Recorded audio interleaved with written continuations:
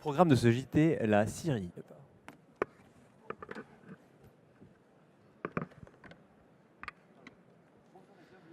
Bonjour à tous.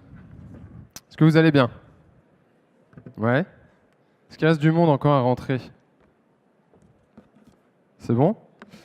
On attaque. Je m'appelle Romain Fenouil. Je suis comme le légume. Je suis consultant en innovation. J'ai deux passions dans la vie. C'est faire émerger des idées et les vendre efficacement. Mais aujourd'hui, je ne suis pas là pour vous parler de moi. Aujourd'hui, on est tous les quatre ravis d'être avec vous. Pourquoi? Parce qu'on va vous faire un retour d'expérience. Un retour d'expérience sur CBP, qui a mené un projet de refonte de son outil d'aide à la vente en impliquant ses utilisateurs. Messieurs, dames, est-ce que vous pouvez vous présenter très rapidement? Pour commencer, Christelle. Bon, ça fonctionne, vous m'entendez? Très bien. Plus fort? Faut que je parle plus fort, Sébastien? Bonjour à tous, je suis ravie d'être là. Je suis Christelle Cyr, je travaille à la direction des technologies et du digital et j'ai plus particulièrement en charge le pilotage des équipes de projet et support IT au sein de CBP. Bonjour, moi je suis Rénal Gégaud, je travaille dans la même direction que Christelle, la direction des technologies et du digital, et j'ai en charge le département qui développe les outils à la fois de vente et back-office pour nos gestionnaires internes.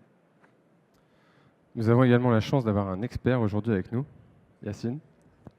Oui, bonjour à tous, Yacine El Kochta. Donc, moi, je dirige une structure, la Capsule, intégrée au groupe Celencia. Donc, on accompagne les clients dans leur démarche d'innovation et on a eu la chance d'accompagner CBP sur ce projet qui a été aussi enthousiasmant pour nous. Alors, on a reçu des consignes comme quoi il fallait qu'on se vous voit, mais vous allez vite vous rendre compte qu'on se connaît tous les quatre très bien. Donc, excusez-nous, mais on va plutôt utiliser le tutoiement. Pour démarrer, Christelle, est-ce que tu peux rapidement nous dire, en quelques mots, qu'est-ce que c'est CBP, quel est votre métier, quels sont vos clients? Alors CBP, c'est une société de courtage en assurance emprunteur, société nantaise d'origine, qui est située à Saint-Herblain, mais qui est également implantée en Espagne, en Italie, en Allemagne, en Pologne. Donc groupe européen, CBP Group, leader sur son marché et qui intervient dans une relation de business en B2B2C, qui allie une relation avec trois acteurs majeurs, le premier étant le distributeur en assurance emprunteur ou le courtier. Le second de nos partenaires, c'est le distributeur, pardon, c'est l'assureur qui, lui, va porter l'ensemble du risque et qui nous délègue la gestion de l'ensemble de ses contrats. Et le troisième, qui est au cœur de notre relation également, c'est le client, l'assuré final qui a souscrit ce même contrat. Merci Christelle. Avant qu'on rentre dans le vif du sujet, je vous rappelle, pour ceux qui n'ont pas encore assisté à d'autres ateliers ou conférences, si vous avez des questions en cours de route, vous vous connectez sur evals.fr, vous tapez le code DC19 et vous cherchez l'atelier CBP, courtier, et vous pouvez poser toutes vos questions et on y répondra à la fin. On a une dizaine de minutes pour échanger ensemble. Alors, pour démarrer, Christelle, un changement d'outil, parce que c'est de ce dont on va parler aujourd'hui, c'est souvent un projet majeur. Les entreprises n'y vont pas comme ça. Qu'est-ce qui fait que vous avez décidé de vous lancer? À quel moment on se dit, allez, on y va, on change notre outil? Alors, CBP a mis à la disposition de l'ensemble de ses partenaires depuis de nombreuses années, globalement depuis 15 ans, un outil de front et un outil surtout de vente de l'ensemble des contrats d'assurance emprunteur. Donc depuis 15 ans, nous proposons cet outil qui a à maintes reprises évolué, bénéficié d'ajout d'un certain nombre de fonctionnalités, mais dans un contexte de plus en plus concurrentiel, avec l'arrivée d'acteurs, de nouveaux acteurs qui portent des offres de services de plus en plus digitales, CBP a dû faire preuve d'innovation et a fait le choix en novembre 2017 d'initier une nouvelle démarche et donner un nouvel élan à cet outil qui est l'un de nos outils phares de distribution des contrats d'assurance emprunteur. Alors justement, est-ce que tu peux nous en dire un peu plus sur le projet, et notamment les jalons, de quelle période on parle? Alors concrètement, l'idée et puis la volonté de notre directoire s'est imposée à nous octobre 2017. Et puis, petit à petit, au cours du mois qui a suivi, nous avons rencontré des interlocuteurs, nous avons initié et défini nos objectifs. Et concrètement, une première itération est arrivée, a été mise en œuvre en novembre de 2017. En quelques mots, est-ce que tu peux nous résumer les grands enjeux de ce projet pour CBP? Tout à fait, 2 enjeux majeurs dans un contexte, comme je le disais tout à l'heure, relativement concurrentiel, avec l'émergence de nouveaux distributeurs. 2 enjeux majeurs. Le premier, c'est d'être davantage time to market, c'est-à-dire d'être au plus près des évolutions de ce marché de la distribution des assurances emprunteurs. Et puis, le deuxième enjeu, c'est bien sûr de délivrer et de proposer des offres et des services centrés utilisateurs. Alors justement, quand on parle d'être centré utilisateur, Reynald, est-ce que tu peux nous dire qui sont vos utilisateurs? Vous avez un modèle un peu particulier, Christelle en a parlé, B2B2C. Quels sont vos utilisateurs et pourquoi les intégrer dans la démarche? Alors effectivement, le modèle B2B2C nécessite un peu d'explication. Le B de B2C, c'est le distributeur, donc le banquier ou le courtier qui va vendre de l'assurance emprunteur aussi, qui est son client à lui, qui est l'assuré final ou le postulant en phase de vente. Notre client à nous, c'est le distributeur. Donc l'outil de front qu'on fait, c'est pour le distributeur. Donc l'utilisateur de l'outil, ça va être le distributeur. Ceci étant, le postulant est déjà évidemment partie prenante dans le processus depuis longtemps, puisque c'est lui qui vient acheter une assurance. Et donc, on le met au centre du dispositif. Il est déjà de plus en plus acteur dans la démarche, parce qu'on lui fait faire directement un certain nombre de choses. Il remplit déjà, par exemple, pour l'assurance emprunteur, son questionnaire de santé directement en ligne sur une application qui lui est propre. Il signe son adhésion aussi en ligne. Donc il est déjà acteur dans la démarche. Dans ce contexte de B2B2C, on s'est dit qu'il fallait qu'on apporte de la valeur au distributeur, qui est, je le répète, notre client, et qu'un bon moyen d'apporter de la valeur au distributeur, c'était d'apporter du service et de la fonctionnalité à son client à lui, qui est l'assuré final. Et donc on a travaillé dans cette logique-là en associant et l'utilisateur distributeur et l'assuré final, qui est aussi partie prenante dans le processus de façon importante. Christelle, je crois que chez CBP, vous aviez déjà l'habitude de vous mettre à la place de votre utilisateur. Là, vous êtes allé un cran plus loin. Vous avez choisi de les intégrer dans la démarche. Comment est-ce que ça s'est passé? Alors, effectivement, nous avions déjà itéré des relations fortes avec nos clients. Un pas de plus, c'est aller au plus près des utilisateurs. Et pour initier cette démarche et pour aller un cran plus loin, on a travaillé avec Yacine et La Capsule qui proposent des solutions d'accompagnement pour se rapprocher au plus près de l'utilisateur final. Alors concrètement, de qui est-ce qu'on parle? Qui est-ce que vous avez mis dans les groupes de travail?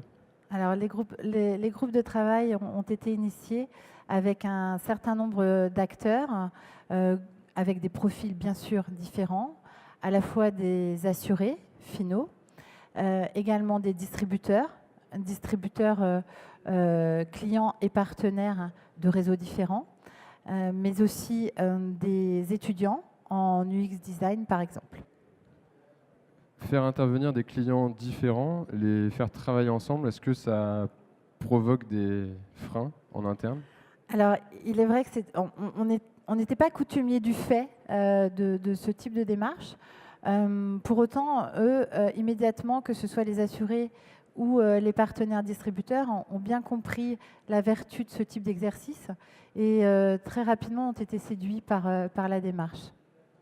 Alors, est-ce que vous êtes allé directement interroger, questionner vos utilisateurs ou est-ce qu'il y a eu des étapes préliminaires? Il y a eu des étapes préliminaires qui étaient nécessaires pour nous permettre de déterminer une vision et la renforcer sur la base des différents micro-trottoirs ou expériences en proximité avec les utilisateurs. Au travers de cette démarche et prioritairement, nous avons travaillé tous ensemble pour définir des orientations, une vision. On a été même challengé parfois par des assurés qu'on avait identifiés comme étant les cactus qui venaient nous gratter là où ça faisait mal dès lors qu'on était sur une vision qui ne les satisfaisait pas totalement. Je vais juste intervenir sur la partie vision, justement. La partie vision, en fait, on a travaillé très concrètement. C'était un atelier qui s'est déroulé sur 2 jours, dans lequel l'objectif était de fixer, en fait, les valeurs de l'entreprise, en tout cas les valeurs du projet qu'on voulait transmettre via ce qu'on allait produire. On a parlé hier pendant le tutoriel qu'on a animé avec Boris Forconi. Cet atelier-là, en fait, je pense pas vous trahir en disant que ça vous a laissé un petit peu perplexe. Surtout Reynald, qui était un peu compliqué pour travailler avec Reynald, mais voilà, un peu perplexe. Ce qui est normal, en fait, parce que c'est un atelier, concrètement, ce qu'on fait, c'est qu'on définit les valeurs qu'on veut transmettre via le produit qu'on va développer. Et puis, une fois qu'on a fini de faire ces valeurs-là, nous, on les a matérialisées pendant cet atelier avec, par un totem, en fait, qui les portait. Un totem fait à partir de détritus qu'on avait collecté pour faire construire ça à toute l'équipe. Et ce totem est resté là toute la durée du projet. Et en fait, la valeur de cette vision n'a émergé qu'à la fin, en fait, sur la partie conception, quand on a commencé à travailler sur les écrans, sur des maquettes, sur des prototypes, puisqu'en fait, toutes ces valeurs ont permis de décliner des actions concrètes ou des grilles de lecture ou des grilles de validation concrètes permettant de dire, bah, OK, ça, on peut le prendre, ça, on ne peut pas le prendre. Je donne juste un exemple rapidement. Et puis, par exemple, quand on parlait de la valeur simplicité, la simplicité, ça se traduit comment? Est-ce que ça se traduit avec des écrans moins chargés? Est-ce que ça se traduit avec des écrans qui vont comporter moins de clics, moins d'éléments? Et donc, voilà, concrètement, c'était de définir une grille de conception, une grille de validation de ce qui était produit. Et du coup, la valeur perçue n'est arrivée qu'en fait à une phase ultérieure du projet. Donc, ce qui est normal que ça laissait un petit peu perplexe sur cette phase-là, en fait, à ce moment-là, en tout cas. Voilà. Merci Yacine. Christelle, suite à cette étape préliminaire, je crois qu'il y a eu un élément un peu fondateur du projet. Vous avez organisé un hackathon. Est-ce que tu peux nous dire exactement ce que c'est un hackathon? Alors, effectivement, on a fait le choix de poursuivre ces démarches de confrontation de regard à travers l'organisation d'un hackathon. Alors, un hackathon, c'est quoi quand on travaille, quand on fait collaborer la capsule et CBP? C'est un événement qui se déroule sur 3 jours, qui réunit un certain nombre d'acteurs. On était une trentaine de participants. Sur ces 3 jours, dans un format de compétition, on va challenger, alors on les avait organisés, on avait 5 équipes, c'est ça, de contributeurs distincts, 5 équipes qui devaient réfléchir, proposer des solutions digitales en réponse à notre besoin et à notre vision et aux objectifs qui étaient déterminés. Donc 3 jours de compète, ces 2 premières journées de consolidation, de construction qui sont animés par la capsule, par Yacine, et puis qui nous permettent de faire émerger le meilleur, en tout cas le meilleur qui est perçu par les équipes. Et sur la dernière journée, en format pitch, chacune des équipes va proposer sa solution devant un jury de professionnels. Donc devant vos utilisateurs, vos clients. Tout à fait. Juste sur le hackathon, c'est pareil. Je vais rebondir dessus. On organise des hackathons. En fait, ce qu'on peut percevoir souvent sur le hackathon, c'est qu'on a tendance à faire des hackathons et puis finalement, en sortie de ça, il n'y a pas vraiment d'éléments concrets qu'on va pouvoir appliquer dès la suite, dès le lendemain en fait, de l'événement. Donc, pour arriver à éviter ce biais-là, en fait, la première question à se poser, c'est déjà qu'est-ce qu'on veut sortir de ça d'exploitable pour les équipes. On n'est pas à chercher forcément à faire de l'innovation de rupture, à vouloir faire des choses technologiques complètement folles, mais c'est déjà de se dire, voilà, on va répondre à des peines, et une fois qu'on a répondu à ces peines-là, qu'est-ce qu'on peut exploiter au sein de nos équipes pour mettre en œuvre derrière les projets qui en sortiront. Et dans les hackathons qu'on organise, je dirais qu'il y a 2 leviers en fait, qu'on va actionner. Le premier levier, c'est de faire travailler les personnes en équipe, puisqu'on fait travailler quand même des personnes de plusieurs entreprises différentes, avec des cultures différentes. Le fait de les mettre en équipe, c'est un vecteur pour renforcer la cohésion, en fait, puisque cette compétition bienveillante ou saine va permettre de renforcer la cohésion au sein de chacune de ces équipes multi-entreprises ou multiculturelles. Le deuxième levier en fait, qu'on va actionner, c'est par rapport justement au jury, qu'évoquait Christelle de professionnels. En fait, on a impliqué vos clients dans ce jury-là, ceux qui seraient prêts à acheter la solution. Et en fait, les impliquer, ça permet de faire presque un test à chaud de ce qui est proposé par les équipes et ça permet de les impliquer dans le choix en fait, de dire voilà, vous avez la possibilité de voter, donc c'est plus un facteur d'implication pour eux. Et enfin, quand je parlais du travail en équipe et de la compétition, l'objectif, si c'est pitché et qu'on sélectionne une équipe, c'est pas de dire tout ce qui a été fait va être jeté, mais c'est bien ensuite de se poser, de se dire voilà, dans chacune des équipes, qu'est-ce qu'on prend de meilleur en fait. Et finalement, la bonne solution, c'est pas la solution qui a été élue, mais c'est bien une composition de l'ensemble des meilleures fonctionnalités ou des meilleures idées qui ont été proposées dans chacune de ces équipes qui ont travaillé d'arrache-pied pendant 3 jours durant ces événements-là. Voilà. Donc si je comprends bien, Yacine, une des bonnes pratiques du hackathon, c'est de l'inscrire dans une démarche globale sur le long terme. C'est ça, Romain. Merci. Reynald, suite à cet événement, donc comme l'a dit Yacine, plein d'idées sont ressorties. Comment est-ce que vous avez procédé pour transformer? Je crois que vous avez eu recours à une équipe dédiée pour lancer le projet. Donc effectivement, une fois que cette première phase a été faite, qu'on a fait la synthèse des différentes idées, etc., il a fallu rentrer dans la phase de mise en œuvre. Donc on est déjà organisé au sein de la DTD en ce qu'on appelle des équipes produits, donc des équipes qui regroupent les différents profils qui contribuent à la création du produit, les développeurs, les testeurs, les paramétreurs, les différents profils de type assistance à maîtrise d'ouvrage, les product owners, etc. Donc ça, on était déjà organisé comme ça. On a rajouté dans cette équipe projet un profil qu'on n'avait pas de façon systématique et surtout pas de façon permanente, qui est un profil orienté UX design, donc orienté expérience utilisateur et conception d'expérience utilisateur. C'est quelqu'un qui avait d'ailleurs participé en tant qu'étudiant au hackathon, qu'on a intégré chez nous et qui est donc venu à temps plein travailler avec nous sur les premières itérations de ce qu'on va appeler maquette pour l'instant, et qui, par capillarité, va diffuser un peu cette logique de je mets l'utilisateur final au centre dans tous les profils de l'équipe, les développeurs, les PO, en ramenant toujours l'utilisateur au centre des problématiques de chaque personne au sein de l'équipe. Ça a été un point important et qui a vraiment apporté de la valeur. Et alors, une équipe dédiée qui travaille de manière un peu différente dans votre contexte CBP, vous ne les avez pas excubés, hein. Est-ce que ça provoque des diversions pour l'équipe? Est-ce qu'ils ont pu être chahutés? Alors, ils n'ont pas forcément été chahutés parce qu'ils faisaient ce projet-là, mais voilà, la vie suit son cours. Il y a d'autres projets en cours chez nous. Il y a des sujets réglementaires qui tombent presque chaque matin qu'il faut prendre en compte rapidement. Il y a des incidents parfois qu'il faut traiter en urgence. Il y a bref, tout un quotidien qui fait que l'équipe est perturbée si on n'y prend pas garde. Et toute perturbation vient rompre un peu ce rythme qu'on essayait de donner à l'équipe. Donc on a décidé avec l'équipe de couper l'équipe en deux et de consacrer une partie qui regroupait tous les profils dont je parlais tout à l'heure, vraiment dédiée à ce projet-là, et l'autre équipe qui continuait à gérer j'aime pas trop dire tout venant parce que c'est un peu péjoratif, mais tous les autres projets pour vraiment permettre à l'ensemble des personnes impliquées sur le projet de consacrer toute leur énergie à ça et de laisser les autres gérer toutes les perturbations extérieures. Tout en prenant bien soin de ne pas la mettre dans une bulle, parce que la logique qui est je m'ouvre à l'extérieur, etc., restait une priorité. Et donc, elle était isolée des perturbations extérieures, mais toujours en contact avec les différents utilisateurs qu'on reverra tout à l'heure. Mettre l'utilisateur au centre, on l'a vu, c'était un enjeu du projet. Vous l'avez fait, on l'a vu dans les premières étapes, hein, définir la vision, le hackathon. Comment est-ce que vous avez fait pour poursuivre cet enjeu-là tout au long du projet? Alors, la démarche utilisateur, effectivement, la démarche centrée utilisateur, ça marche mieux quand il y a des utilisateurs.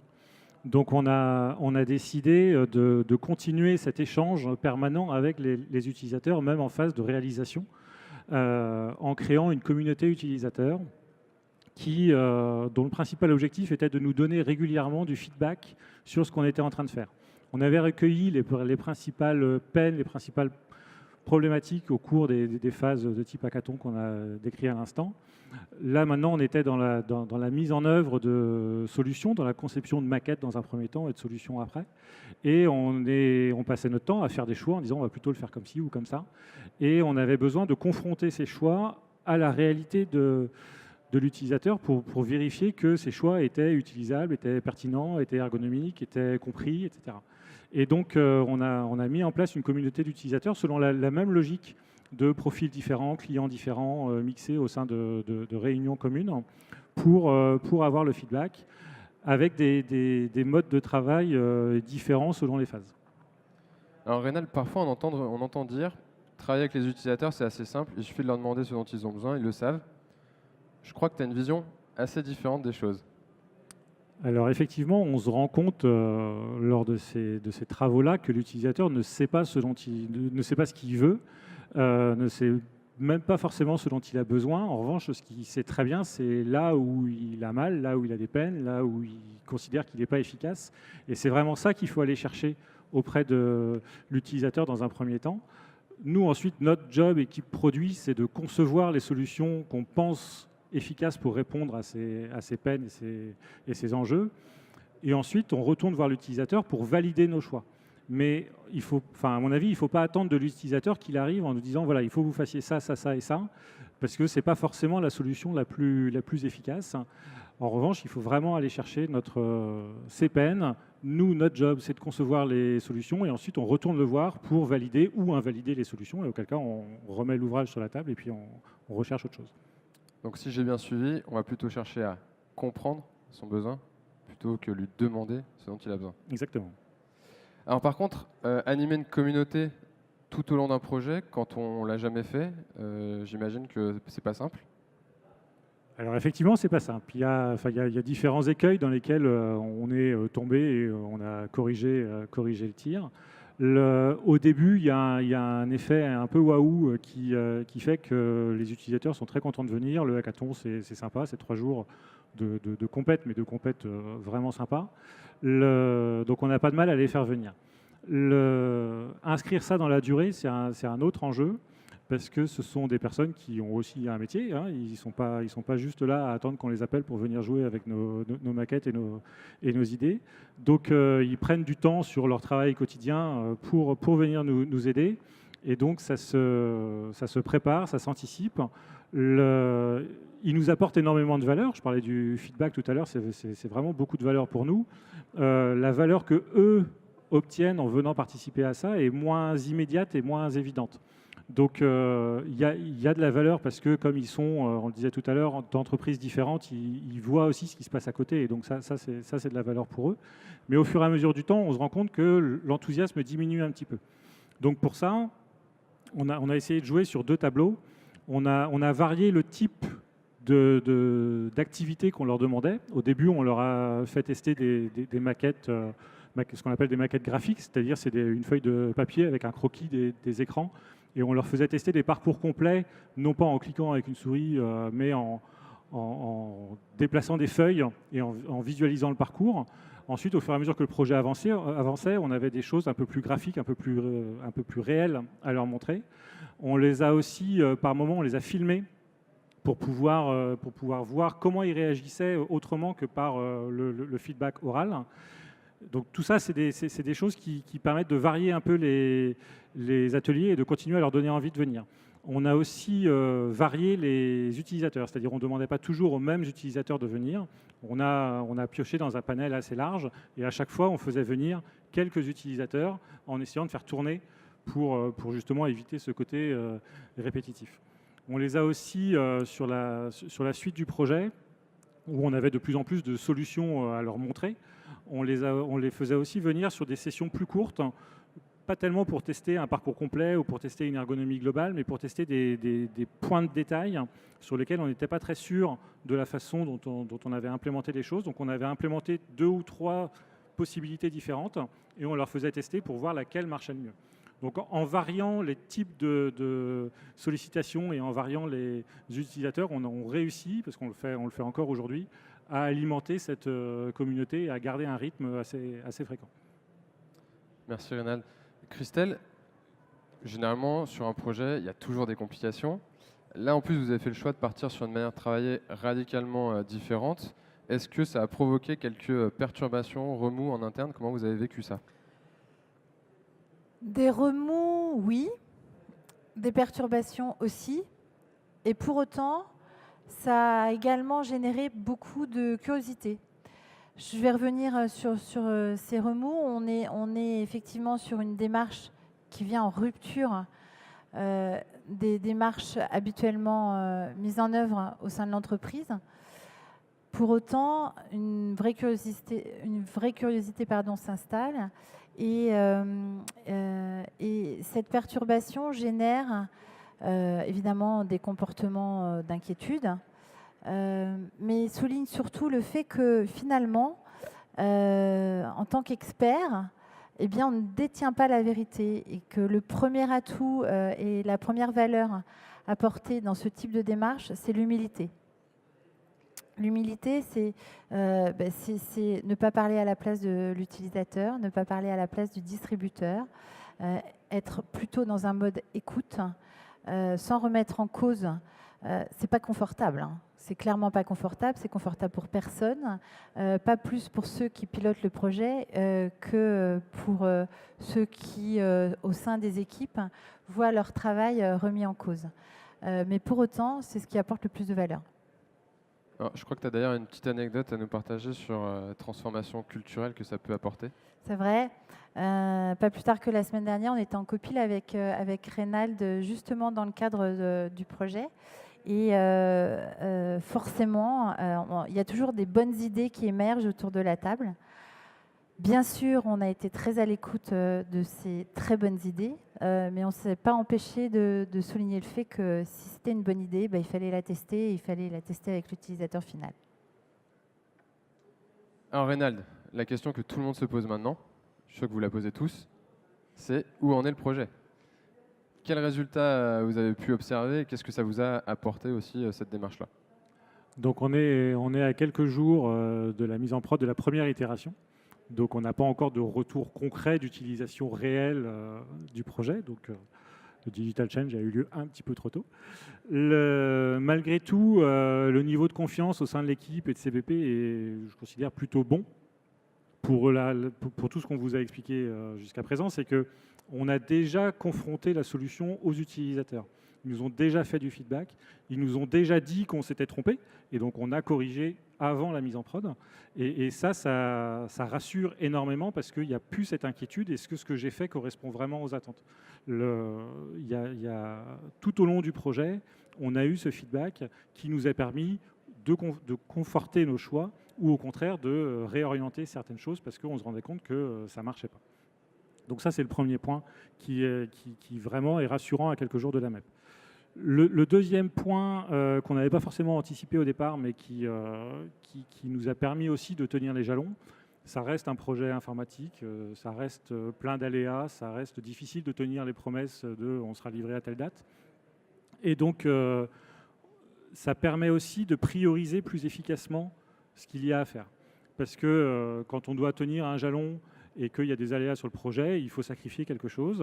Et en général, on sacrifie quelques fonctionnalités où on se dit ceux-là, elles arriveront plus tard. On est dans une démarche projet agile qui fait qu'on livre régulièrement des nouvelles itérations. Mais malgré tout, ce qu'on appelle le produit minimum, il faut le définir. Et la première itération ne peut pas partir sans ça. Et le fait de se confronter aux utilisateurs a permis aussi de confronter ça. C'est-à-dire qu'indépendamment de la façon de faire tel ou tel, la façon de répondre à tel ou tel enjeu, on a aussi pu tester si on enlève cette fonctionnalité dans la première itération, est-ce que ça marche toujours ou pas ? Et ça a été un effet de bord positif de la démarche qui nous permet de tenir le jalon de la première itération avec un périmètre un petit peu réduit par rapport à tout ce qu'on avait imaginé au départ, mais qui arrivera dans les itérations suivantes. Donc si je résume, on ne travaille pas plus vite, mais on travaille mieux. Christelle, pour finir, vous avez goûté à une manière de travailler un peu différente. Est-ce qu'aujourd'hui, ça te semble compliqué de revenir en arrière ? C'est pas compliqué, c'est absolument pas envisageable. Aujourd'hui, l'ensemble des contributeurs du projet, que ce soit en interne ou en externe, ont bénéficié de la vertu de cette démarche. Plusieurs atouts dans cette démarche et une solution qui finalement va être livrée dans quelques semaines, qui est très aboutie et qui a bénéficié du regard et des apports de l'ensemble des contributeurs. Une démarche qui aujourd'hui s'inscrit et est ancrée en interne, mais également finalement auprès de nos distributeurs qui, j'imagine, n'envisagent plus une seconde de ne pas être associés à la construction de nos prochaines solutions. Et puis, bien sûr, l'atout majeur également de cette démarche, c'est une meilleure appropriation d'un outil qui n'est pas encore sorti, mais qui déjà suscite beaucoup de curiosité, beaucoup d'intérêt, et qui a déjà embarqué une partie des bénéficiaires de cette démarche, à la fois en interne et en externe. Alors généralement, quand on parle de changement d'outil, je ne sais pas si dans le public, vous avez déjà piloté un projet de refonte d'outils ou en tant qu'utilisateur, vous avez un outil qui a changé, on est plutôt craintif. Les utilisateurs sont plutôt craintifs. Ce que j'ai compris, c'est que chez CBP, là, il y a plutôt une attente qui a suscité. En termes d'appropriation du changement, qu'est-ce que cette démarche amène de différent? Dès lors qu'on a embarqué une partie des utilisateurs, ils ont tout d'abord un vrai sentiment et très légitime d'avoir contribué à la construction d'un outil qu'ils vont devoir utiliser au quotidien. Ça facilite quand même très largement l'appropriation et puis c'est difficile pour le coup de remettre en cause une solution digitale qui va être utilisée au quotidien sur laquelle on a contribué. Merci pour ton retour. Merci Reynald également. Est-ce que Yacine, tu veux nous rajouter quelques mots sur ce projet? Ouais, en conclusion, enfin, je pense qu'il y a pas mal de choses qui ont été dites et je ne le dirais pas mieux que Christelle et Reynald. On l'a bien vu, en fait, on entend, je vais plutôt parler d'expérience, de ce qu'on peut entendre dire ou ce qu'on peut nous demander. Parfois, on nous dit, ouais, on va faire une démarche centrée utilisateur et du coup, on va mettre les utilisateurs partout. Enfin, on l'a vu, en fait, ce n'est pas l'utilisateur qui fait à la place des entreprises. Ça, c'est pas vrai, ça existe nulle part et ça ne marcherait pas. Donc, c'est bien, on nous demande aux utilisateurs quelles sont vos peines, vos irritants, et puis on leur demande un feedback sur ce qu'on leur propose, ce qu'on pourrait leur proposer. Ça a été pour moi un effet de bord et une belle surprise par rapport au projet qu'on a pu mener avec CBP. Nous, on les a accompagnés sur ce projet par rapport à l'outil de vente, et ça a eu un bel effet de bord, pour reprendre ton expression, Reynald. Ça a été un projet qui a transformé votre façon de voir le développement ou la conception des applications pour CBP. Et ça, je pense que c'est vertueux. Et ça répond aussi à une question qu'on nous pose très souvent, qui est de dire, oui, nous, en fait, on veut se transformer, la transformation digitale, du coup, à la capsule, mais vous faites quoi? Est-ce que vous êtes capable de venir nous accompagner pour nous transformer? Ça, moi, à part donner un exemple où, en fait, les gens le vivent, et puis peuvent l'expérimenter, et puis s'en rendre compte par eux-mêmes, je pense que je ne sais pas faire mieux que ça, en fait. Et du coup, on l'a vécu ensemble, et tant mieux. Voilà. Mais les expériences qu'on mène, en tout cas, ou les projets qu'on mène avec nos clients, ont aussi cette vocation. Après, je dirais que moi, je suis un petit peu déçu par Christelle et Reynald. Je suis déçu parce qu'à la capsule, on a vocation de bousculer nos clients. Généralement, voilà, ils arrivent avec plein de certitudes et puis ils nous disent, en fait, nous, c'est ce qu'on veut, en fait. Donc, il faut que les utilisateurs, ils aillent vers ce qu'on veut. Et du coup, c'est là qu'on peut les bousculer, qu'on peut s'amuser, qu'on peut les titiller. Moi, j'aime bien ça, mais avec Christelle et Reynald, j'ai pas eu trop l'occasion de le faire parce que ils ont compris une chose très tôt et ils l'ont bien compris. C'est que finalement, le levier ou l'enjeu le plus important, c'est un enjeu de posture, en fait. Et Christelle, tu l'as dit, on parle d'humilité, on parle de se dire, je me mets à la place de l'utilisateur et surtout, je me mets dans une position où je suis capable d'accepter ses retours.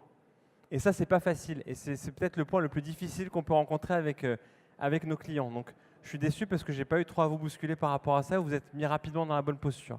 Et ça, moi, je vous dis chapeau par rapport à ça. En fait, on est venu sur scène pour s'autocongratuler pendant tout le long. Ça fait du bien. Voilà, donc je parle de posture. Et enfin, et là je ferai juste une petite explication par rapport au logo de la capsule. Vous pourrez aller voir sur le site lacapsule.co comme collaboratif. Sous le logo de la capsule, sur le nom de la capsule, il y a un code Morse qui veut dire oser. Et c'est bien de ça dont il s'agit en fait. C'est oser faire le pas de côté, oser aller dans cette démarche qui est de se dire ok, j'oublie mes certitudes et je fais confiance à mes utilisateurs. Je fais un petit peu un saut dans le vide parce que clairement, on ne sait pas où on va atterrir. On sait comment on va y aller, mais clairement, on ne sait pas trop où on va arriver. Mais voilà, il faut faire confiance en ses utilisateurs et faire preuve d'humilité. Donc voilà, moi si j'avais un mot de conclusion, c'est oser faire ce pas de côté que Christelle et Reynald et CBP a su faire avec brio. Voilà. Merci à tous les trois. Merci Romain. Pour les questions-réponses, je te laisse la main. Merci bien. Merci d'avoir participé pour ceux qui l'ont fait et pour ceux qui ne l'ont pas fait. Eh bien, vous pouvez encore le faire sur evals.fr, code DC19. Je suis capable de prendre vos questions en direct. Alors, on a une douzaine de questions qui sont montées de la salle. Un certain nombre sur le hackathon. Et ben, du coup, vous allez peut-être pouvoir repréciser certaines choses. La compétition est-elle un moteur ou un frein à la création versus design thinking un peu plus détendu? Alors, ça dépend quel est notre ADN. Pour certains, ça peut être un frein. En revanche, je pense que pour d'autres, plutôt challengeant, je crois que c'est très lié à une dynamique et à une animation qui est portée dans ce type d'événement et qui fait que les équipes, au sein même des équipes, il y a une émulation et une émergence d'idées qui apparaît. C'est timé. On sait quand démarre la compétition, on sait quand elle se termine, par quoi elle se termine. Et du coup, il y a cet espace-temps et cette dynamique collective qui se met en place et qui favorise, à mon sens, très largement l'émergence d'une dynamique créative. Ça a été bien vécu par tous ceux qui ont participé, même ceux qui sont un petit peu plus, comme on dit, sur la réserve. On sait ce que c'est quand il y a une compétition. Des fois, certains peuvent se mettre un petit peu en marge. C'est pour ça que la question a peut-être été posée. Ouais, ça, c'est tout l'art de l'animateur. Merci Yacine. Parce que c'est un espace où effectivement on doit permettre à chacun de s'exprimer. Et parfois, ceux qui ont plus de difficultés à s'exprimer dans un groupe, ben, on va aller les chercher. C'est comme ça, hein, Yacine. Je t'ai vu à l'œuvre. C'est ça. En fait, la compétition, c'est bien sûr je le disais tout à l'heure, un levier pour inciter les gens à se mettre dans une compétition positive. Et moi, du coup, pendant ce projet, on a mis une caméra avec des personnes qui pouvaient venir se filmer en mettant des messages qu'on avait montés. Et j'ai en mémoire le témoignage d'un collaborateur qui m'a marqué, qu'on retrouve quand même dans les événements, qui arrivait en disant bon, super expérience, vraiment, nous, on va y arriver. Et puis, en fait, nous, on va gagner. Et puis j'ai hâte à demain et à la suite. Et là, en fait, ce qu'on s'est dit, c'est finalement dans quelle entreprise est-ce qu'on a des collaborateurs qui disent moi j'ai hâte à demain et vraiment on va y arriver jusqu'au bout. Mais il était investi, je pense que s'il pouvait y arriver le lendemain à 5 h du matin, il serait arrivé avant tout le monde. Donc c'est vraiment les mettre dans cette posture vraiment de voilà, on oublie qu'on est dans le monde du travail et on y va avec nos tripes. Hein, finalement, vous êtes en train de dire qu'il faut mettre de la compétition permanente pour que tout le monde vienne au travail de bonne humeur le matin. Puis voilà, positif. Il y a un côté. En tout cas, dans votre contexte, c'était bien. Ça s'est bien passé. Deuxième question, toujours un peu sur les hackathons. Pourquoi les clients étaient-ils seulement jury? Y avait-il des clients dans les équipes?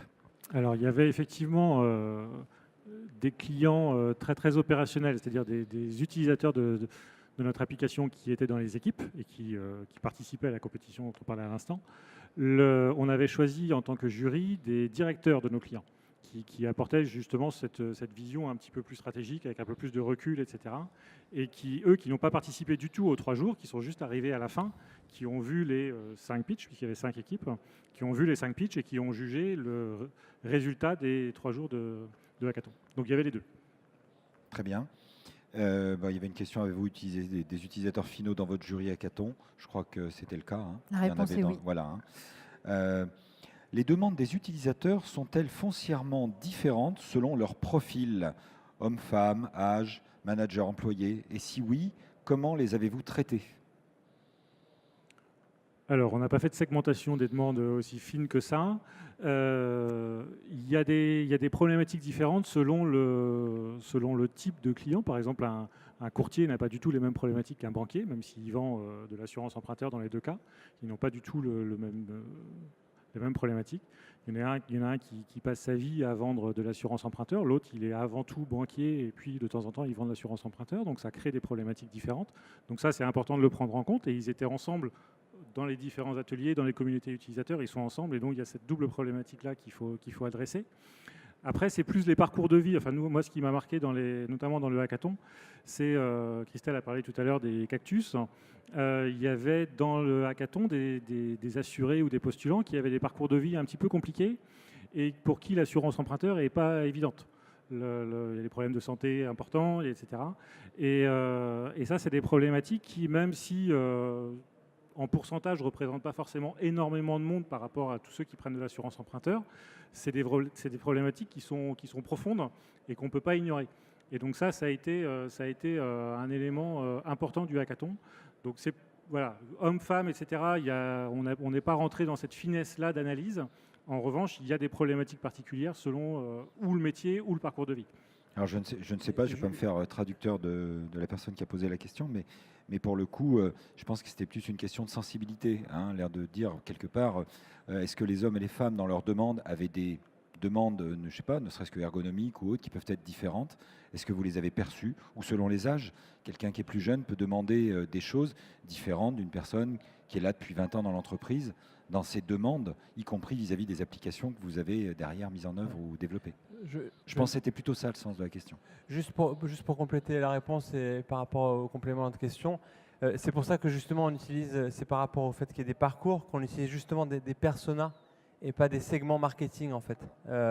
L'idée c'est de se dire, bah voilà en fait, par rapport à des parcours de vie, par rapport à des parcours utilisateurs, qu'est-ce que je peux rencontrer comme peine, comme irritant, et pas par rapport à mon âge. Ça, ce que vous évoquez là, en fait, typiquement, bah, ça peut être des convictions qu'on va aller challenger, de se dire bah, finalement, est-ce que les personnes plus âgées, les personnes plus jeunes vont avoir des usages différents? Est-ce que les hommes et les femmes vont avoir des usages différents? Est-ce que donc ça, c'est plutôt des profils, voilà, des segments marketing. On va travailler sur des personas et on va plus être orienté sur des parcours et des moments en fait, de vie ou des étapes de vie par rapport à ce qu'on voudrait mettre en place. Je me permets de rebondir par rapport à la allez-y. question sur la compétition. Le fait justement d'avoir des équipes en compétition, donc on ne les fait pas se taper dessus, mais justement, vu qu'elles sont plusieurs, elles vont aussi adresser plusieurs types de profils. Et au final, ce qui est surprenant dans un hackathon avec 5 équipes, c'est qu'à la fin, vous avez 5 propositions de solutions différentes qui s'adressent à des personas très différents. Donc c'est aussi l'intérêt de ce genre d'événements et de formats, c'est que vous allez pouvoir adresser plusieurs cibles. Une autre question, comment s'est passée l'interaction entre vos clients internes, direction marketing, direction digitale ou autre direction, et votre communauté d'utilisateurs pendant cette période-là? Bah, plutôt bien. Il y a eu tout en amont du projet une phase d'explication de la démarche vis-à-vis de la DG et vis-à-vis des différentes directions évoquées pour leur expliquer ce qu'on avait envie de faire et pourquoi on le faisait et pourquoi on y croyait. Et il y a eu des validations de la démarche. Donc les différentes directions étaient embarquées dedans dès le départ. Ensuite, de façon plus opérationnelle, pour aller chercher nos utilisateurs chez nos clients, distributeurs, courtiers, etc., les directions sont aussi embarquées. C'est-à-dire on ne va pas, nous, prendre notre téléphone et téléphoner au courtier qui est au coin de la rue. On passe aussi par les interlocuteurs commerciaux pour aller chercher nos partenaires des communautés utilisateurs. Donc, ils sont vraiment partie prenante dedans. Ok, petite question économique. Cela vous a-t-il coûté plus cher de procéder ainsi par rapport à une gestion peut-être de projet plus traditionnelle dont vous aviez l'habitude? C'est difficile. En temps, hein. Je pense que derrière la question, c'est en temps humain, en équivalent pour embarquer ou gérer cette. Alors forcément, il y a toute une phase préparatoire et de construction de la démarche qui n'existe pas dans une démarche plus traditionnelle, je serais tentée de dire. Donc ça coûte évidemment, mais je pense que c'est au bénéfice de la suite et de la pertinence de la solution retenue. En effet, il y avait une question sur le ROI qui venait derrière, donc je pense que vous y avez répondu en effet. Juste pour compléter, excuse-moi Renate, typiquement sur le projet, si c'est une question aussi par rapport au coût financier, à la capsule, on a un modèle de facturation qui était un peu particulier, non mais clairement, c'est que la facturation se fait a posteriori et c'est le client qui décide du niveau de facturation en fonction de la valeur produite. En success fee. Donc finalement, la question du ROI par rapport à ça, bah, ça se décide après coup, après chaque étape. Et puis il y a un point qui est vraiment très très important, c'est que c'est des coûts qui sont plutôt anticipés en fait. C'est-à-dire que le fait d'investir en amont sur du test, par exemple, permet de se rendre compte des erreurs plus tôt. Et je suis persuadé que ça coûte beaucoup moins cher de corriger tôt une direction qu'on a mal prise, plutôt que de s'en rendre compte après la mise en prod, une fois qu'il y a eu l'accompagnement au changement qui a été fait, etc., et qu'il faut réorienter le projet après. Donc moi je pense que, alors j'ai pas de chiffres à vous donner, mais dans la démarche, je suis persuadé qu'on a investi au départ, mais on aura beaucoup moins de retours derrière. Oui, et puis j'ajouterais un dernier point, c'est que la satisfaction client, c'est là toute la valeur. Eh bien, on me dit en régie qu'il reste 1 minute, donc une question. Ah, je suis obligé de la poser, puis que ce soit la dernière, ça tombe bien. Le patron de Sony disait que s'il avait posé la question à des utilisateurs, il n'aurait jamais sorti le Walkman. Donner 100% du pouvoir à l'utilisateur, est-ce un risque? Alors, je suis complètement d'accord avec Monsieur Sony. C'est pour ça qu'on ne va pas voir les utilisateurs pour leur demander des solutions. On va voir les utilisateurs pour leur demander leurs problématiques et comprendre vraiment leur vie, leurs usages, etc. Et ensuite, notre boulot, c'est de trouver des solutions. Et le boulot de Monsieur Sony, en fonction de la connaissance client qu'il avait, ça a été d'inventer le Walkman. Et on est dans la même démarche, en fait. On ne va pas chercher auprès des utilisateurs une solution. On va chercher une problématique, un enjeu. Et ensuite, nous, on travaille pour trouver une solution. Il n'y avait pas de bonne ou mauvaise réponse, mais en tout cas, votre réponse est très bonne. Merci, merci bien.